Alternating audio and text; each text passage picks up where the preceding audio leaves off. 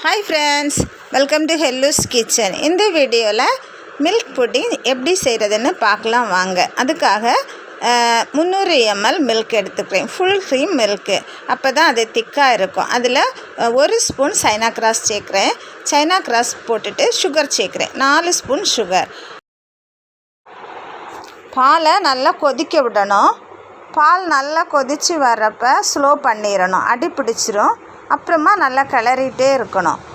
பால் நல்லா சுண்டி வரணும். பால் இப்போ நல்லா கொதிச்சிட்ருக்கு பாருங்கள். சைடெல்லாம் பார்த்திங்கன்னா நல்லா சுண்டி வரது தெரியுது. இப்போ பால் நல்லா ரெடி ஆயாச்சு.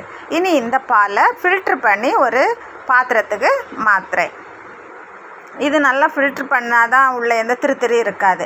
ஃபில்ட்ரு பண்ணிவிட்டு நம்ம எந்த கண்டெய்னரில் பவுலில் செட் பண்ண வைக்கிறோமோ அதில் ட்ரான்ஸ்ஃபர் பண்ணியாச்சு. பாருங்கள் நல்லா திக்காக இருக்குது. இப்போவே எம்மியாக சாப்பிடணும் போல் தான் இருக்குது. இதில் சப்ஜா சீட்ஸு நான் ஊற வச்சுருந்தேன் ஒரு 10 மினிட்ஸ் ஆட்டு. அதை சேர்க்குறோம். இது உடம்புக்கு நல்லது, கொஞ்சம் குளிர்ச்சியாக இருக்கும் சப்ஜா சீடு.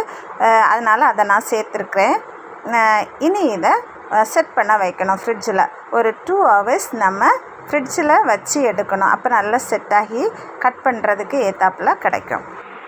புட்டிங் இப்போ ரெடியாக இருக்குது.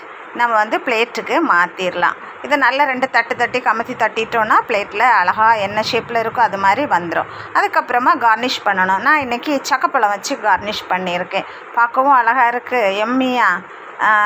இது இனி உங்களுக்கு என்ன வச்சு கார்னிஷ் பண்ணணுமோ பண்ணலாம். நட்ஸ் வச்சு பண்ணணுன்னா நட்ஸ் வச்சு பண்ணலாம்.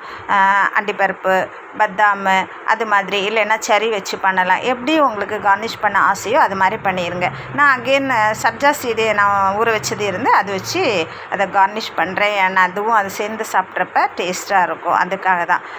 இப்போ நமக்கு சர்வ் பண்ணுறதுக்கு ரெடி ஆகிட்டு புட்டிங். இது குட்டீஸ்லேருந்து பெரியவங்க வர இஷ்டமாக சாப்பிடுவாங்க. எல்லாருக்கும் பிடிக்கும். இந்த ஸ்வீட் சாஃப்டாக டேஸ்டியாக. கெஸ்ட்டு வந்தாங்கன்னா சிம்பிளாக ஈஸியாக செய்து கொடுக்கலாம். நீங்களும் கெஸ்ட்டு வர்றப்ப வீட்டில் செய்து எப்படி இருக்குன்னு கமெண்டில் சொல்லுங்கள். வீடியோ பிடிச்சிருந்தா லைக் பண்ணி ஷேர் பண்ணுங்கள். சொந்தம் தொடர வீடியோவை சப்ஸ்கிரைப் பண்ணுங்கள். தேங்க்யூ, பாய்.